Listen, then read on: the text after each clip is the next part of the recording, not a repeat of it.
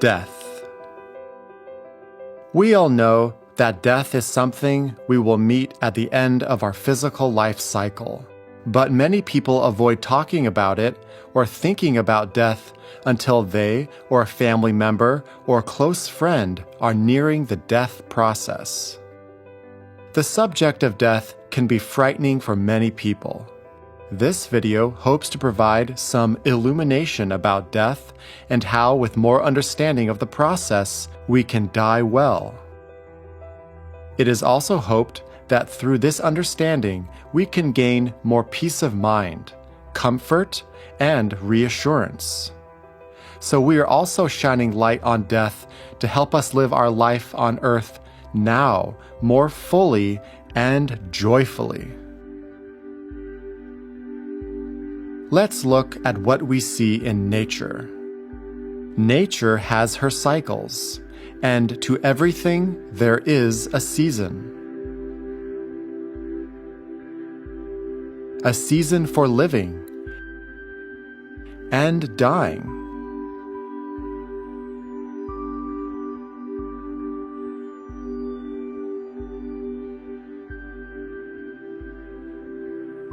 Life is constant changes.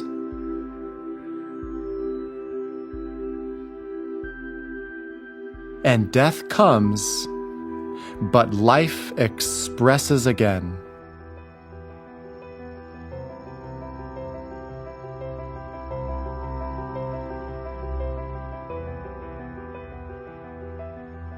Belief in an afterlife post-physical death provides encouragement to many people. This belief can come through various religions and philosophies, which each have their own interpretations but share the same assurance that life does continue after physical death. Near-death experiences, where someone is medically dead and yet returns to life, paint a similar picture of beneficial afterlife experiences. Jua Kul is a master of the wisdom.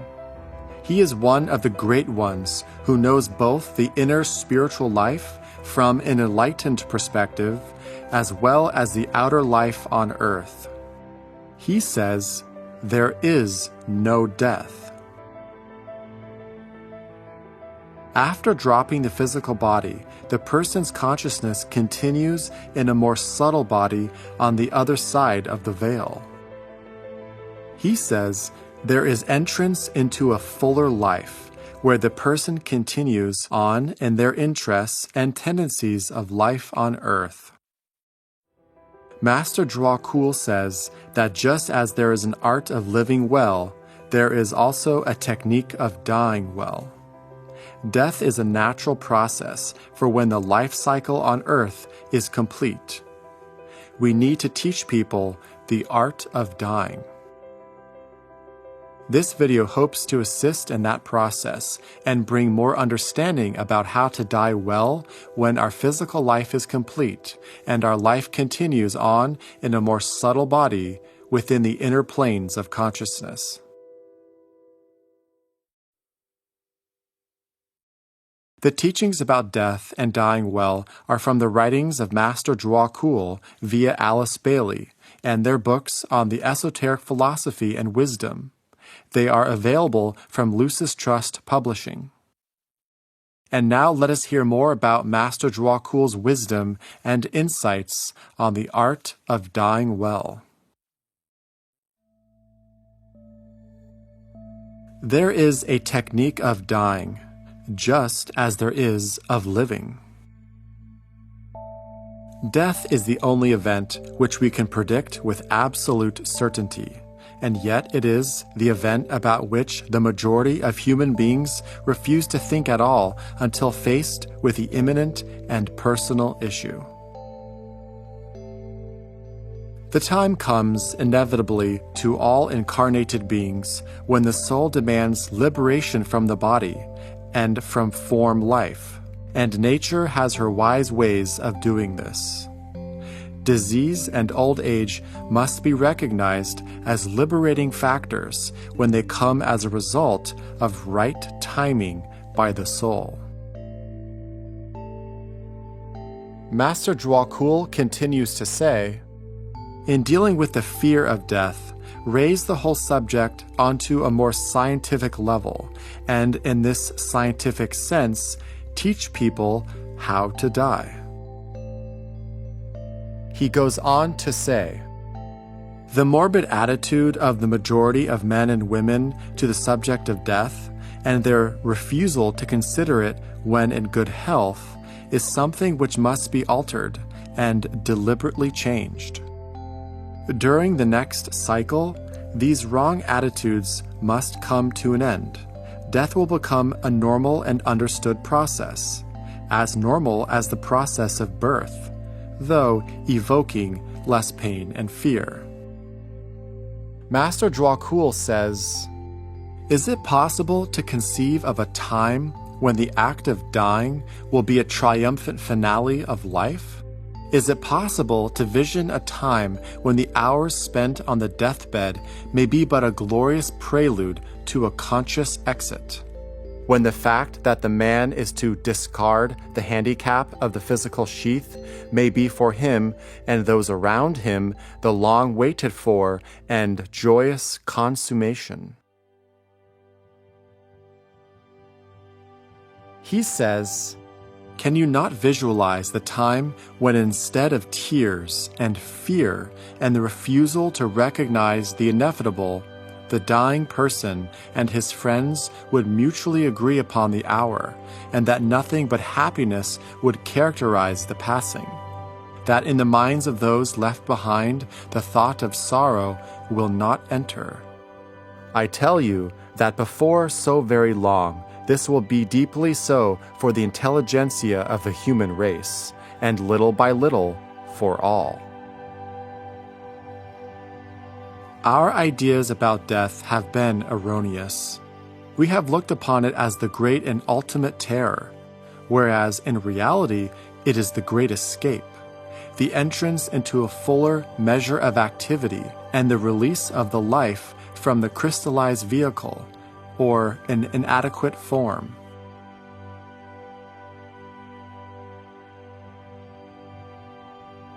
There is an interesting comparison between death and going to sleep at night, where a person is alive and active on a more subtle plane of consciousness. This is a nightly practiced experience, but we cannot consciously remember the process.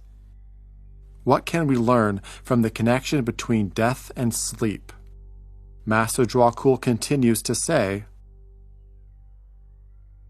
people are apt to forget that every night in the hours of sleep we die to the physical plane and are alive and functioning elsewhere. They forget that they have already achieved facility in leaving the physical body because they cannot, as yet, bring back into the physical plane consciousness the recollection of that passing out, and of the subsequent interval of active living elsewhere. They fail to relate death and sleep. He goes on to say, death, after all, is only a longer interval in the life of the physical plane functioning. One has only gone abroad for a longer period.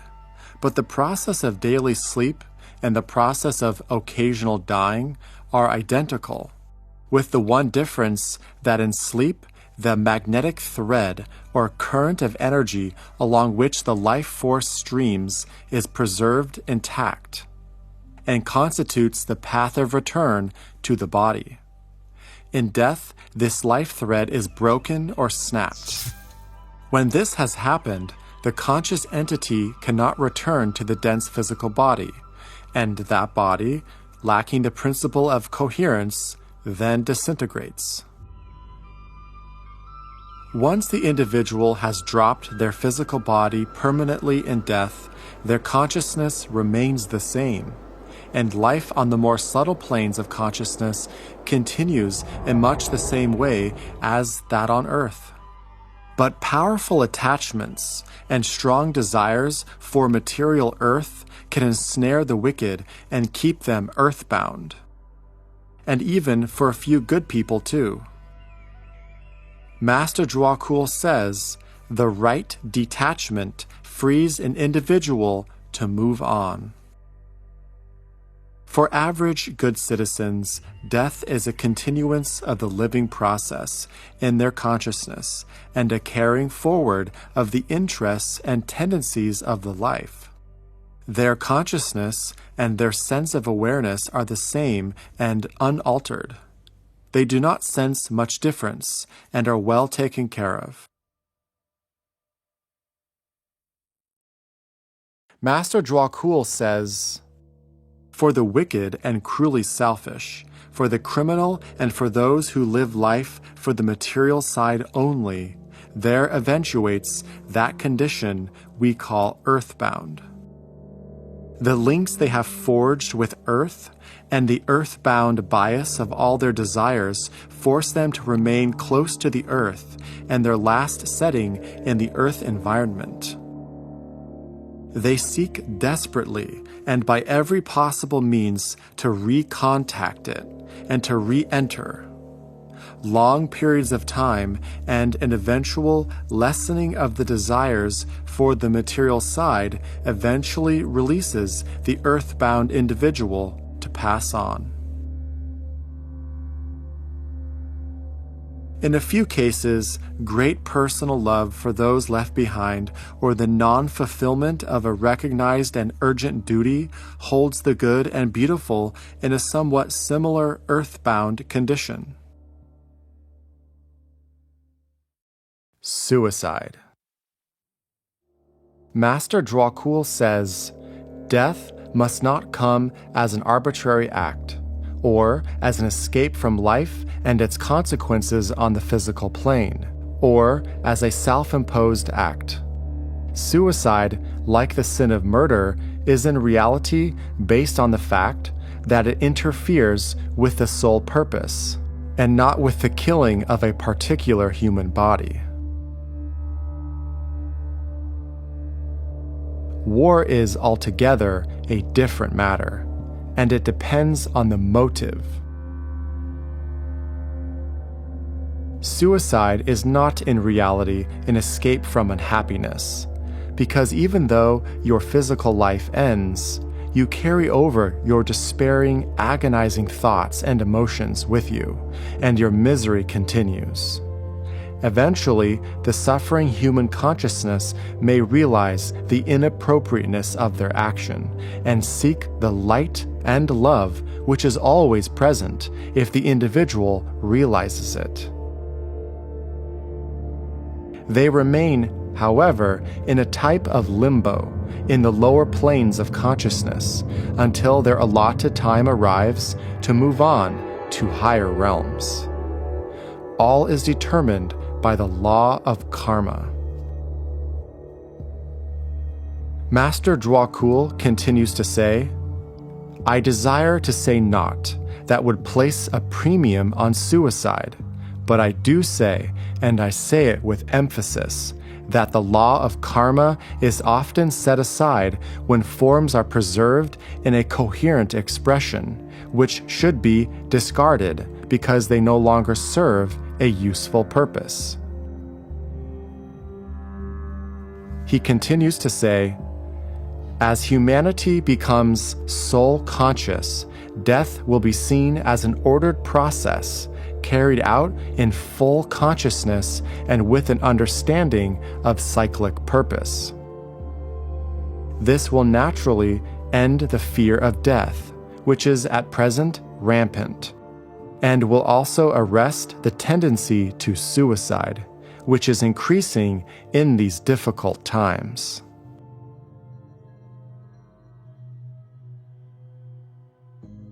For spiritual aspirants, death is an immediate entrance into a sphere of service and of expression to which they are well accustomed and which they at once recognize as not new. In their sleeping hours, they have developed a field of active service and of learning. They now simply function in it for the entirety of 24 hours in terms of physical plane time, instead of their usual few hours of earthly sleep. The fear of death can have a hold over many people, and it can be increased by theological teachings about hell and an angry God. But Master Dracul speaks of a God of love and makes an important statement about hell and an important statement about death.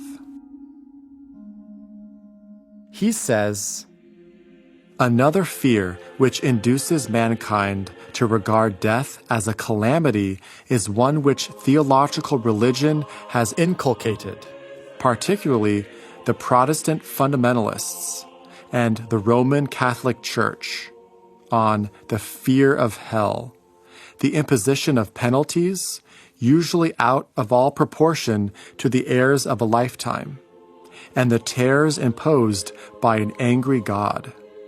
To these man is told he will have to submit, and from them there is no escape except through vicarious atonement. There is no hell, and no vicarious atonement. There is only a great principle of love animating the entire universe. There is the presence of the Christ, indicating to humanity the fact of the soul, and that we are saved by the livingness of that soul. And the only hell is earth itself, where we can learn to work out our own salvation, actuated by the principle of love and light, and incited thereto by the example of the Christ and the inner urge of our own souls."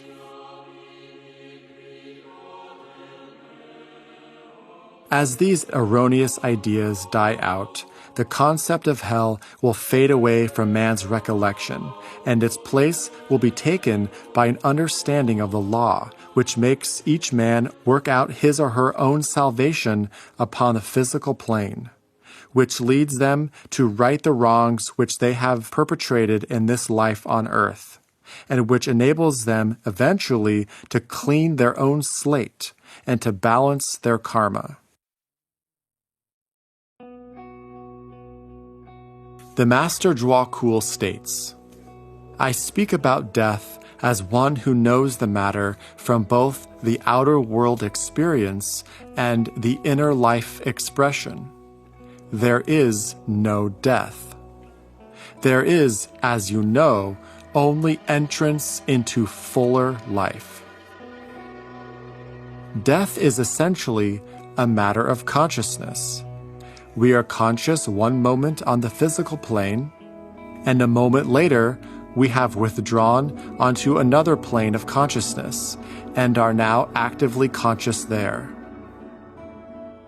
Master Dracul says, "After death, the individual finds on the other side of the veil those whom he knows and who have been connected with him in physical plane life, and he or she is never alone.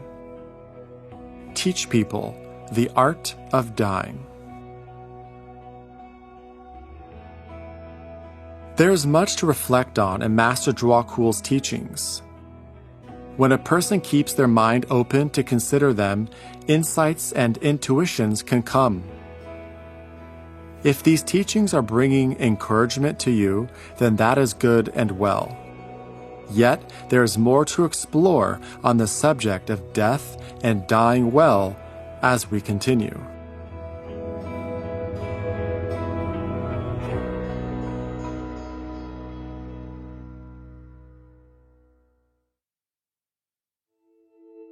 Master Dracul provides us with specific techniques and practices that will help prepare us and our loved ones for the moment of transition.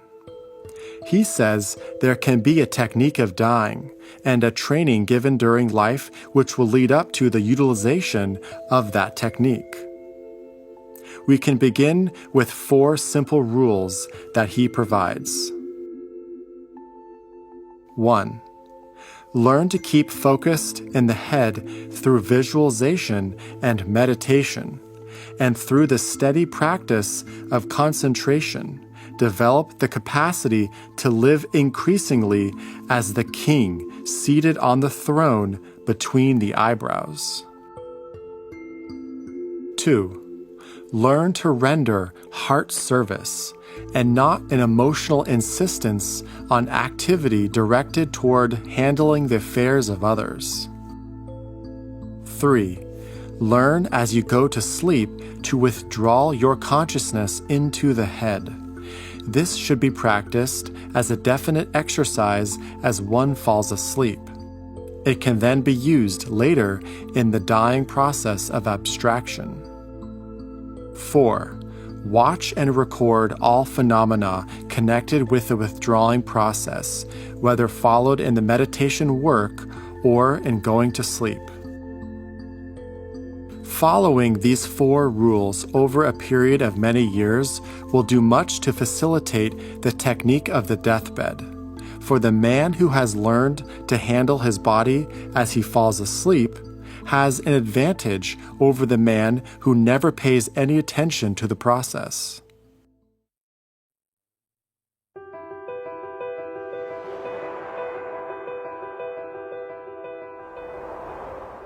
Master Zhuo Kul indicates that there are various methods that healers and healing groups can use to assist the patient in preparing for transition. He says that the healer should make clear to the patient, cure is not guaranteed. Patients must realize that continuance of life in the physical body is not always the highest possible goal. It may be so if the service to be rendered is of real importance, if the obligations remain still to be carried out, and if other lessons must still be learned. However, bodily existence is not the highest goal of existence. Freedom from the limitations of the physical body is of real beneficence. He says, patients must learn to recognize and accept the law of karma. One of the first objectives of the healing agent should be to aid the patient to achieve a happy, sane, expectant outlook upon his future, no matter what the future may bring. Fear is needless. When a healer works magnetically and radiates his soul force to the patient, that patient is enabled more easily to achieve the end desired, which may be complete healing. It could also be the establishing of a state of mind, which will enable the patient to live with himself and with his complaint, unhandicapped by the karmic limitations of the body. Or it may be enabling the patient to achieve with joy and facility the right liberation from the body and through the portal of death to pass to complete health. Master Zhuo Kul says, life can and often is prolonged after the will of the soul is towards the withdrawal of the soul life. The life of the atoms can be fostered for a long time, and this greatly distresses the spiritual man who is aware of the process and the intent of his soul. What is kept alive is the physical body, but the interest of the true man is no longer focused there. Where death is definitely indicated and the signs of death are noted by both the doctor and the healer has no need to stop their work. By continuing it, they can aid the patient by hastening normally the act of dying, so the patient can be released from pain and suffering. Master Zhuo Kul continues to say, there inevitably comes a point, for instance, in the case of malignant disease, where the physician knows that it is simply a question of time, and the spiritual healer can learn to recognize the same signs. Then, instead of the present silence on the part of both the healer and doctor, where the patient is concerned, this remaining time can be employed, if the patient's faculties permit, with preparation for the beneficent and happy withdrawal of the soul. The patient's family and friends can share in the preparation for a happy release from pain and suffering. As a caring family member or friend, a person can give comfort and support to the dying person and help ease their concerns as much as possible. So much depends on if the person has thought about death earlier, has a hopeful perspective, and believes that life continues on in some way. If the person believes in reincarnation, then he or she understands that life continues in the higher, more subtle realms for a period of time, until it is time for another incarnation in the school of life upon the physical plane. Once again, the person will have another opportunity for more physical experiences, to learn more and develop their talents and virtues, while balancing karma and being of service to others. If a person believes in the Christian religion's teachings of heaven and the resurrection of the dead, or the afterlife teachings of Judaism or Islam, for example, then he or she may be encouraged by those beliefs.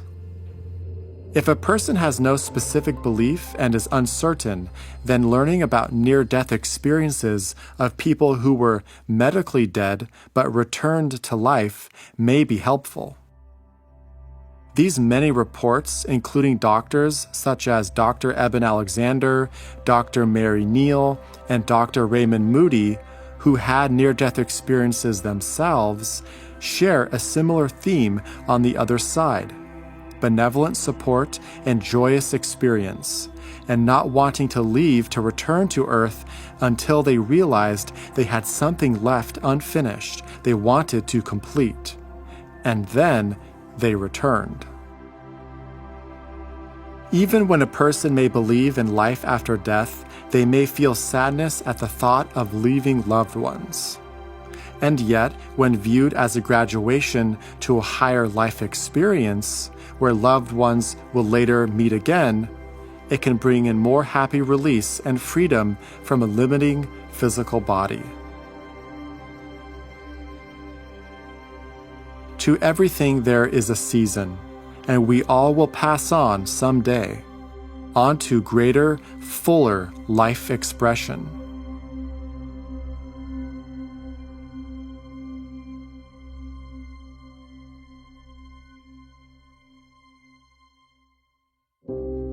As for providing supportive medical services, hospice is a wonderful resource to look into, either for home visits or at a hospice center. Hospice nurses and doctors understand and are well equipped to medically assist the dying process. When one is dying, it is an important last opportunity for them and the people close to the dying person to heal or overlook any differences and come together to harmoniously support the dying person and provide ease and comfort. A peaceful, loving environment aids the dying process. If the dying person and family look at this transition as celebration of one's life, they can plan the closing stages as a happy time. Master Jua Kul states that in relation to the technique of dying, it is only possible at this time to make one or two suggestions. He says, "I deal not here with the attitude of the attendant watchers. I deal only with those points which will make for an easier passing over for the transient soul." He says, "First, let there be silence in the chamber." This is, of course, frequently the case. it must be remembered that the dying person may be unconscious. This unconsciousness is apparent but not real. In 9 out of 10 cases, the brain awareness is there, with a full consciousness of happenings, but there is a complete paralysis of the will to express and complete inability to generate the energy which will indicate aliveness. When silence and understanding rule the sick room, the departing soul can hold possession of its instrument with clarity until the last minute and can make due preparation. Later, when more about color is known, only orange lights will be permitted in the sick room of a dying person, and these will only be installed with due ceremony, when there is surely no possibility of recovery. The color orange aids the focusing in the head, just as red stimulates the solar plexus, and green has a definite effect upon the heart center and its life streams. Certain types of music will be used when more in connection with sound is understood. But there is no music as yet which will facilitate the work of the soul in abstracting itself from the body, though certain notes on the organ will be found effective. Mantric phrases can be employed and definitely built into the consciousness of the dying person by those around him, or employed deliberately and mentally by himself. The steady use of the sacred word Om, chanted in an undertone or on a particular key to which the dying man will be found to respond, may later constitute also a part of the ritual of transition. The use of mantras should be accompanied by the anointing of oil. A final anointing or extreme unction has a beneficial scientific basis. The top of the head of the dying person should also symbolically point towards the east, and the feet and the hands should be crossed. Sandalwood only should be burned in the room and no incense of any other kind permitted. For sandalwood is the incense of the first ray or the destroyer, and the soul is in the process of destroying its habitation. The soul sounds forth its word of withdrawal, and immediately an interior process is evoked within the dying person, and certain physiological events begin to take place. Eventually, the life thread is broken, and the dying person withdraws their consciousness and exits the body from one of 3 points of abstraction: the top of the head, preferred if possible, the heart, or the solar plexus. The dying person is released from the dense physical body, and death has ensued. Master Dwakul says, cremation can be rightly permitted in 12 hours after death. It is wise to wait 12 hours in order to ensure true death. If a delay is necessary from family feelings or municipal requirements, cremation should follow death within 36 hours. Where no reason for delay exists, cremation can be rightly permitted in 12 hours. By the use of fire, all forms are dissolved. The quicker the human physical vehicle is destroyed, the quicker is its hold upon the withdrawing soul broken. Where cremation is the rule, there's not only the immediate destruction of the physical body and its restitution to the fount of substance, but the etheric body is also promptly dissolved and its forces swept away by the current of flame into the reservoir of etheric energies. When the physical body is buried, The etheric body is apt to linger for a long time on the field of emanation, and it will frequently persist until complete disintegration of the dense physical body has taken place. Master Dwalkul states that it is a fortunate thing that cremation is becoming more widely used. Eventually, burial in the ground will be against the law, and cremation will be enforced, as this is also a health and sanitation measure. After death, there is a withdrawal of the life force from the dense physical body, followed in stages by the withdrawal from the etheric body, and then residency in the astral or emotional body. The consciousness of the individual remains the same as it was on Earth, and they begin the transition and life on the astral plane, on one of its 7 subplanes of consciousness, where there is rapport in vibration with the subplane and their consciousness.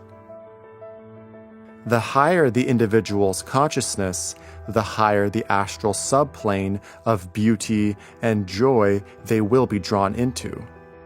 Conversely, those individuals with a lower consciousness will begin their journey on a lower subplane with harsher vibrations. The limitations of the physical etheric body are released and are not part of the astral body as its functions upon the astral plane. There is a reunion on the astral plane with loved ones and others who have passed over. Later, there is a vacating of the astral body to function in the mental body upon the mental plane. The final stage of transition for the individual is withdrawal from the mental vehicle into the soul itself.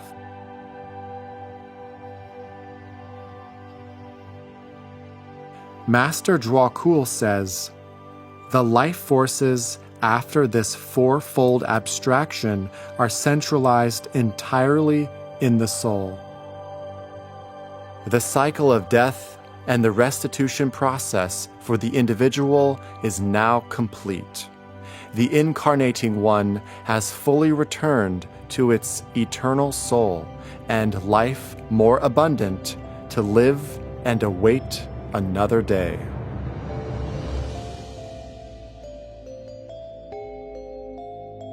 May the energy of the divine self inspire, and the light of the soul direct.